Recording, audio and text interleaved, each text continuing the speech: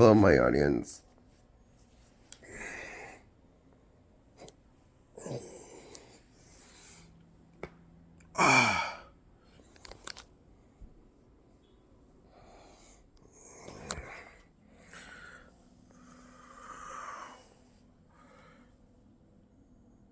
I cracked my back, spine.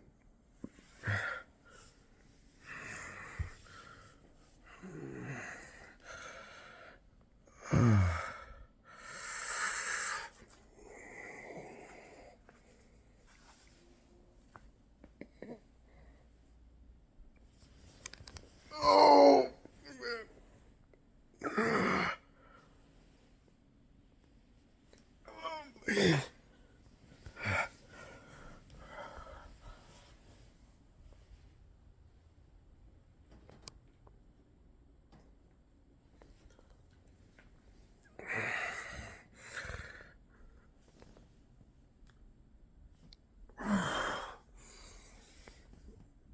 I just finished cracking the mid back.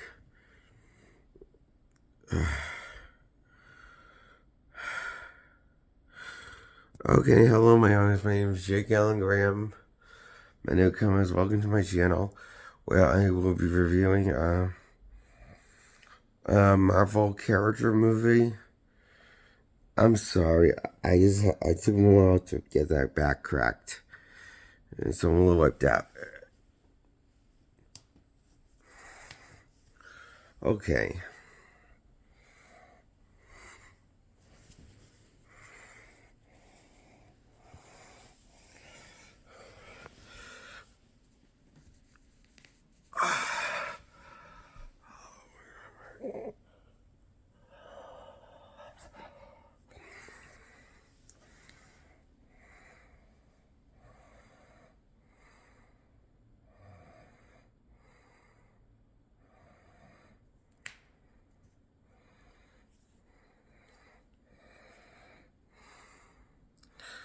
Um,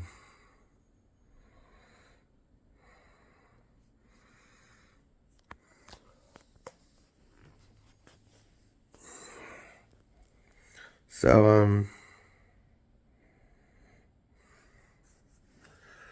I'll review Spider-Man movie called Spider-Man No Way Home. And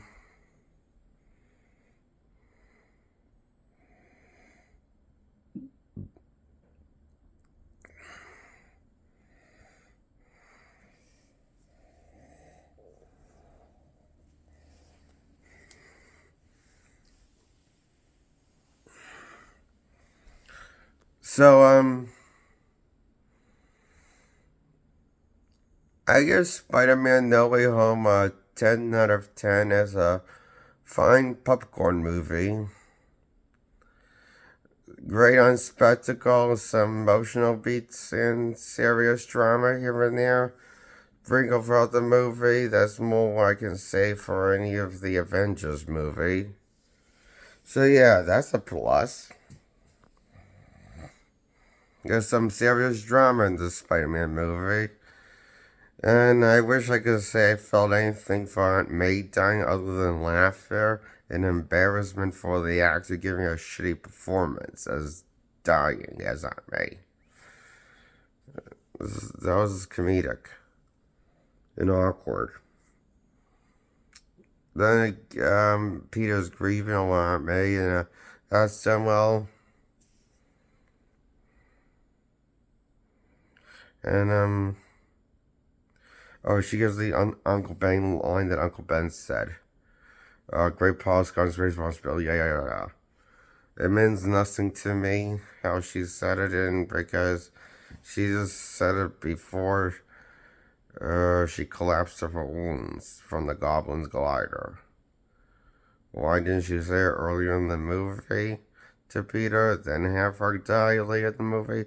That would have made sense. Because that would have made actual emotional drama common sense. But we are in a popcorn movies and logic's for pussies. Now shut up and don't question the logic about this silly movie again.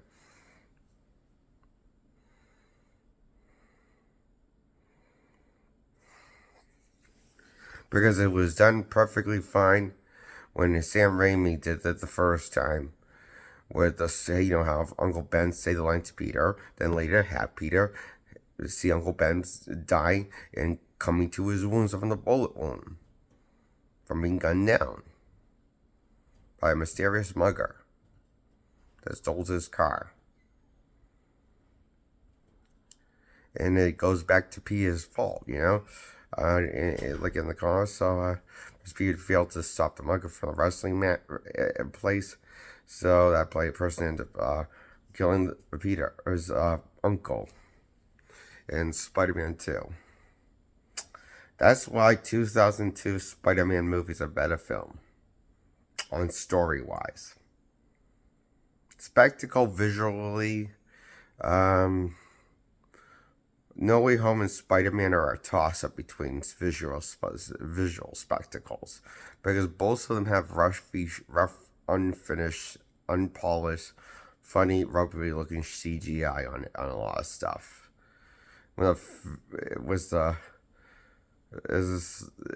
didn't look right in either movies. Look finished with the practical and CGI effects. They didn't finish CGI on in these movies. The 2002 Spider-Man movie or No Way Home.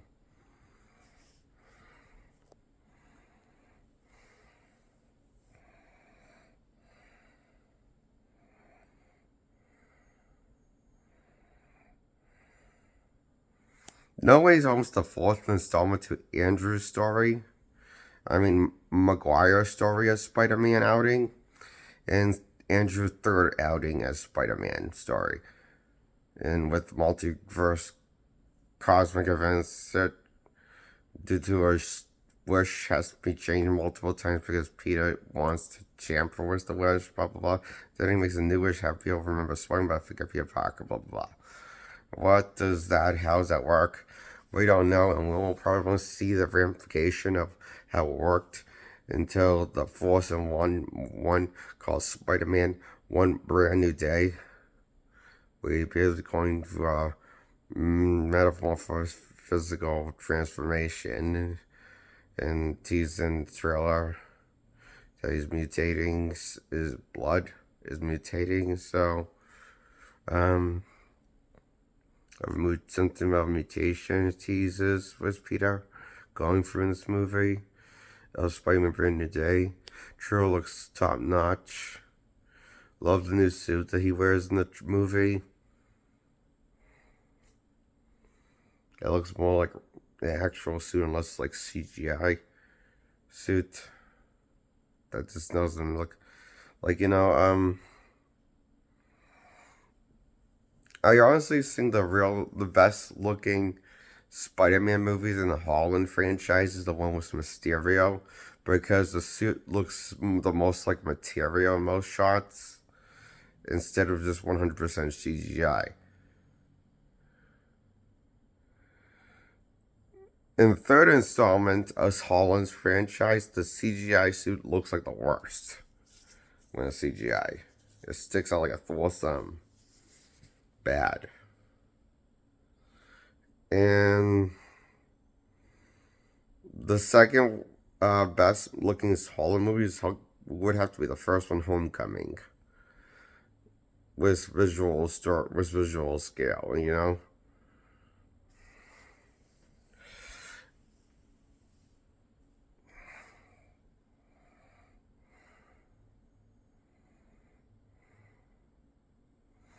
That's why you have Spider-Man Homecoming at 10 out of 10, and Spider-Man No Way Home and Far From Home a 10 out of 10, and Spider-Man 2002 a 10 out of 10. I have nightmares like this sometimes when I actually dreamt I was going to drink my own Shane first before I changed 2002 Spider-Man movie into a 10 out of 10. Could it be because the multiverse writing that Marvel brought us with the Homecoming trilogy It made me see the Holland franchise and the Maguire franchise and Andrew franchise in a new light. Maybe a more positive light of what became before, which was everything better. Was that comic aggravation of Spider-Man than anything the Holland did. Maybe the fourth one will course correct, but I doubt it.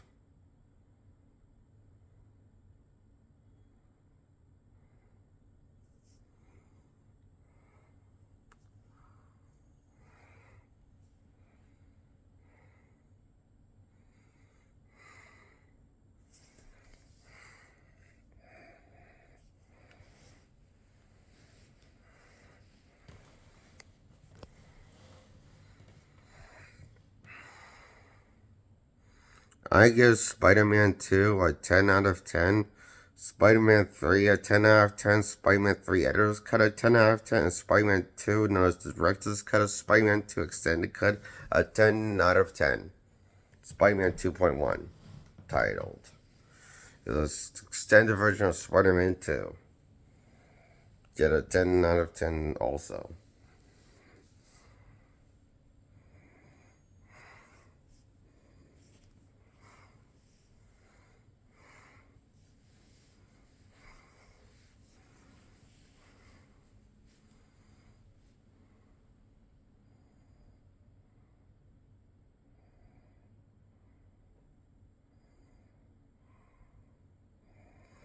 Now I'm going to review The Amazing Spider-Man 1 and The Amazing Spider-Man 2. I give both a solid 10 out of 10. For a great popcorn spectacle. Movie, best franchise with Spider-Man, and the most comic book accurate one. But not like that mattered to anybody, because this one only got 2 installments. Was the solo outing. So who's the real loser? I am. Fuck you people for making me lose everything. And wanting Spider-Man to be rebooted instead of a third Andrew Garfield movie. Fuck you people. Fuck you. Spider-Man live action fanboys. You all fucking suck. I mean that. You suck. Go die. All of you. The shoe. You guys suck. And shut up. If you don't want to die, then shut up. Because you guys suck. I don't get a third Spider-Man movie was the best Spider-Man live action. That's the most comic book accurate. No. I get a fourth Holland movie and 3 Maguire movies and my blood pressure is probably through the roof. I'm probably going to be prone to die of a stroke or an aneurysm in my old age because I won't let this grudge go. Because all the other live-action Spider-Man saw hogwash shit mediocre in terms of comic book accuracy. That's Maguire and Holland. They suck. The only one I actually thought was a good Spider-Man was Andrew Garfield as Peter and as Spider-Man. I thought they both suck as Peter Parker and Spider-Man when it comes to Tom Holland and Maguire. Tobey Maguire. I said it. I hate all those Spider-Mans. They need to die. And so is the fan base to die. Die, fan base, die. Move on. Grow up. Except that these movies were garbage. And they were just mediocre popcorn fucking entertainment. No more, no less. The only ones that are good at comic book accurate is the Andrew ones that nobody cares for. So who's the asshole now? You are, and I'm the fucking chump. Fuck you, people. Fuck you. This is why I can't have nice things. You fucking people assholes. Fuck you. Before I go any further, like this video, hit the thumbs up, like this video. Thanks for the pod fever. Feel free to go below and giving feedback you like to do, and subscribe to support my channel. Before I go further, okay. Now I'm going to talk to them about the Miles Morales movies with Spider-Man, called Into the Spider-Verse and Across the Spider-Verse.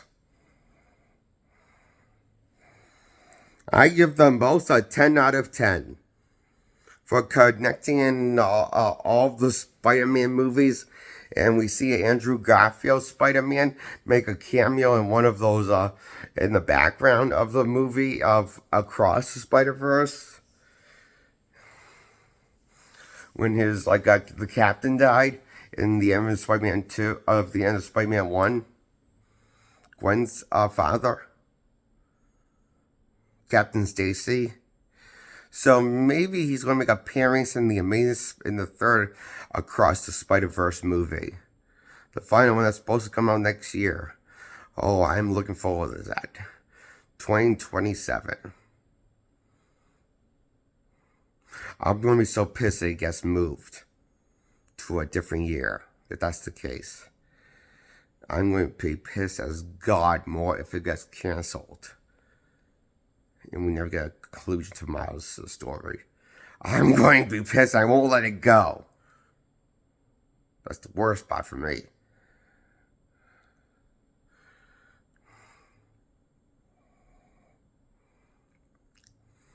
So the movie ends on a cliffhanger with Across the Spider-Verse.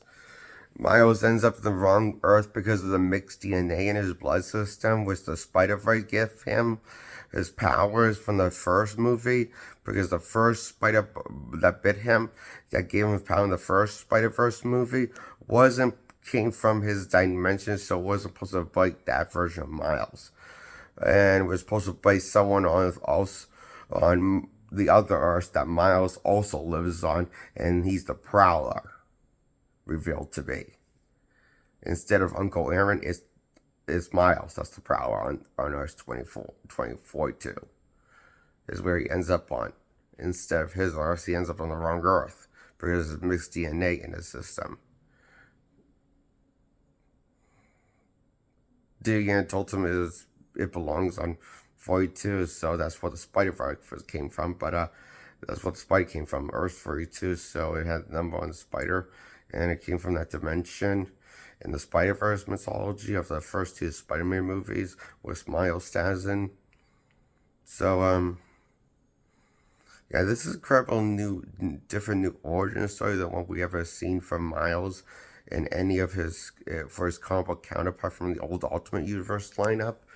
If you don't know, Miles has a dramatically different story than he does have in the Spider-Verse movies. The Spider-Verse movies are a loose adaptation of his origins of Miles' comics from the old Ultimate Universe line before it got transferred to 616 due to multiverse storytelling in the comic world of 616 and Ultimate Universe, old one, colliding events in the universe of comic stuff.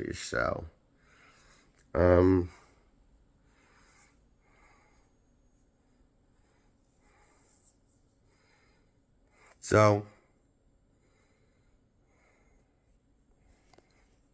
the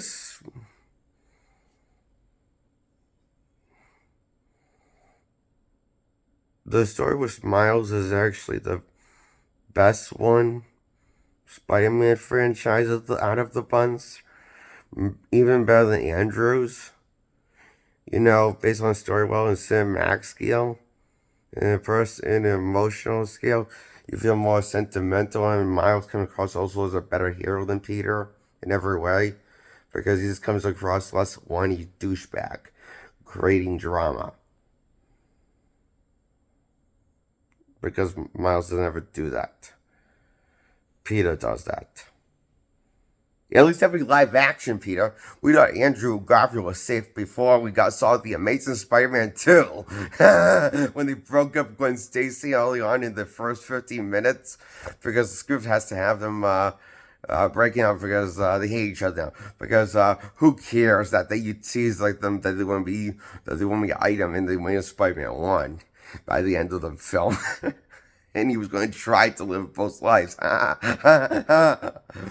we could have saw the fallout of that, and it could have felt organic instead of him like he was getting fed up with him being Spider-Man or something, and still trying to balance both. It's like, they go see the fall, but let's just break them up. Great plot twist to rehash Spider-Man 3 2007 plot twists. When we just had to have the couple break up for no fucking reason other than the script says so, because we can't have Spider-Man be in a committed relationship unless it's Zendaya from Holland's Run.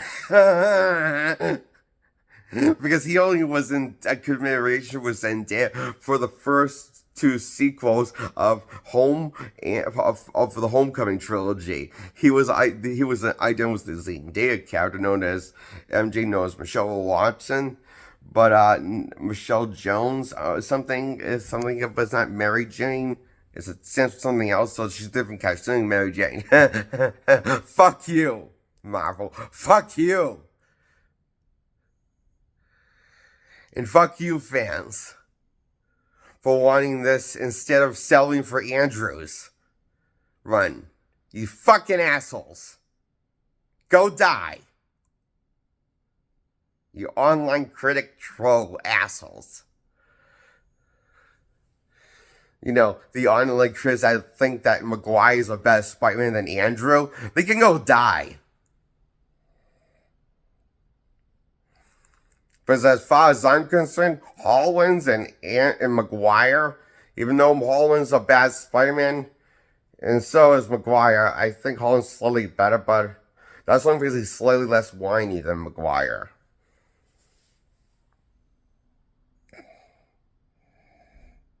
Although, then again, maybe Holland's worse because he is more whiny than Maguire. At least in the first Homecoming movie, where he's like constantly creating drama and just bullshit.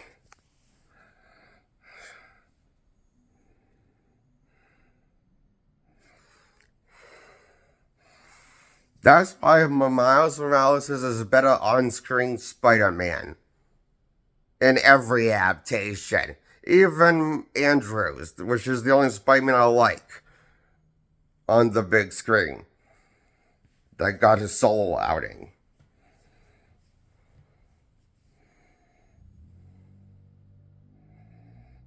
That's why these all get a 10 out of 10, these Spider-Man movies. Now I'm going to review Spider-Man Brand New Day trailer. I give a solid 10 out of 10. It's gotten me hyped with Spider-Man Brand New Day trailer. Doesn't reveal too much, but it reveals some story of what's going on in the story. It was something about mutation, his powers getting strong and shit, so something looks cool.